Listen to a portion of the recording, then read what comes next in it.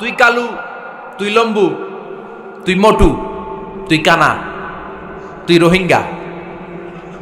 কারো আকৃতি নিয়ে কখনো অবজ্ঞা করবে না, তুচ্ছ জ্ঞান করবে না। এটা কবিরা গুনাহ, এটা আল্লাহ খুব অপছন্দ করেন। এর কারণ আকৃতিটা আমাদের হাতে নাই। আমাদের কারো নাক লম্বা, কারো খাটো, আমরা কেউ কালো, কেউ সাদা, আমরা কেউ স্মার্ট, কেউ অন্যরকম। তো এই যে আমাদের এক এক ধরনের আকৃতি, এটা কি আমি বানাইছি? আপনি বানাইছেন? দিছে কে? এই জন্য কারো দেহের গঠন নিয়ে যদি আপনি অবজ্ঞা করেন, এটা প্রক্ষান্তরে আপনি স্রষ্টাকে নিয়ে অবজ্ঞা করলেন। কারো দেহের আকৃতি নিয়ে যদি আপনি তুচ্ছ করেন, তাকে তুচ্ছ করেননি, আমার রবকে আপনি তুচ্ছ করেছেন। চিল্লায় বলেন ঠিক কিনা? আকৃতি নিয়ে তুচ্ছ করা যায় না, কারণ আকৃতি দান করেছে কে?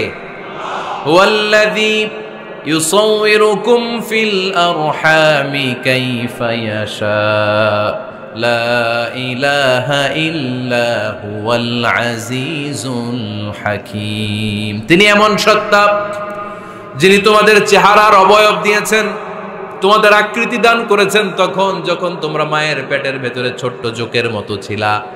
মায়ের পেটের ভেতরে আমরা যখন সবাই এত ছোট্ট, তখনই আমাদের চেহারার আকৃতি দিয়েছে কে?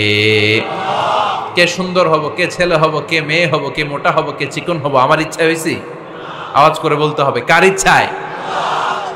প্রত্যেককে যদি আল্লাহ প্রত্যেকের নিজের চেহারা ডিজাইন করতে দিতেন, আল্লাহ যদি বলতেন তোমার চেহারাটা কেমন হবে তুমি ডিজাইন করো, তাহলে আপনি আপনারা কেমন বানাতেন? হ্যাঁ বলেন। সবচাইতে স্মার্ট, সবচেয়ে সুন্দর করে আমি আমার চেহারাটা বানাতাম যদি আমাকে ডিজাইন করার সুযোগ দেওয়া হতো। কিন্তু এই সুযোগ তো আল্লাহ দেন নাই। ডিজাইন স্বয়ং করে দিয়েছেন কে? কোন নারীকে যদি আল্লাহ বলতে, এই নারীরা তোমাদের চেহারা কার কেমন লাগবে তোমরা বানাও, প্রত্যেক নারী কি করতো? বিশ্ব সুন্দরী করে নিজেকে বানাতো। খুদ ধরার মতো কোনো জায়গা সে নিজের জন্য রাখতো না, ঠিক কিনা? কিন্তু এটা আল্লাহ দেন নাই। এই আকৃতিটা আমাদেরকে সরাসরি দান করেছেন কে? খবরদার, আমাদের অনেকে বিকলাঙ্গ, আমাদের অনেকের হাত ছোট, পা বড়, দেখতে মোটা, কেউ চিকন, কেউ কালো। খবরদার, কারো আকৃতি নিয়ে কখনো কোনো অবজ্ঞার সুরে, ঠাট্টার সুরে কোনো কথা আমরা বলবো না। রাজি আছেন? সবাই রাজি আছেন? আল্লাহ রাসূল সাল্লাল্লাহু আলাইহি ওয়াসাল্লামের এক সাহাবী ছিল, নাম ইবনে মাসউদ রাদিয়াল্লাহু তাআলা আনহু। উনার পায়ের নলা ছিল খুব চিকন, অস্বাভাবিক চিকন, স্বাভাবিক না। তো উনিও এটা ঢেকে রাখতেন, দেখাতেন না কাউকে। একদিন উনি খেজুর পাড়ার জন্য খেজুর গাছে উঠলেন।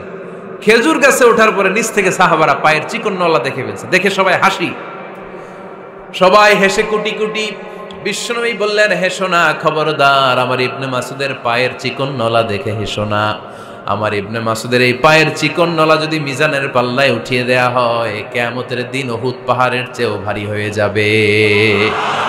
আল্লাহর হাবিব সাল্লাল্লাহু আলাইহি ওয়াসাল্লামের 11 জন স্ত্রীর মধ্য থেকে একজন স্ত্রী ছিলেন একজন স্থূল আকৃতির, অবিসিটি ছিল, একটু মোটা। ওনার নাম ছিল সাফিয়া রাদিয়াল্লাহু তাআলা আনহা। আম্মা জান আয়েশা বললেন, ইয়া রাসূলুল্লাহ, দেখেন আপনার মুটি বউ, আপনার মুটকি বউ, এই মুটি বউ বলে একদিন একটা গালির মতো দিয়ে ফেলছে। আল্লাহ রাসূল সাল্লাল্লাহু আলাইহি ওয়াসাল্লাম রেগে গেলেন, বললেন, আয়েশা এটা কেমন কথা তুমি বললা মুটি? আমার সাফিয়ারে তুমি মুটি বলে গালি দিলা রে আয়েশা।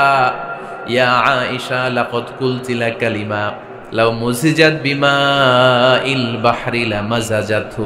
এমন একটা মন্তব্য তুমি সাফিয়ার ব্যাপারে করে ফেলেছো রে আয়েশা, এই কথাটা যদি সাগরের নীল পানির মধ্যে ছেড়ে দেয়া হয়, সাগরের সব পানিগুলো মুহূর্তের মধ্যে কালো হয়ে যাবে। এই কথাটা সাগরে ফেলে দিলে সাগরের নীল পানি পুরোটা কালো হয়ে যাবে। আয়েশা, খবরদার, কাউকে তুচ্ছ করে, অবজ্ঞা করে কখনো কিছু বলা যাবে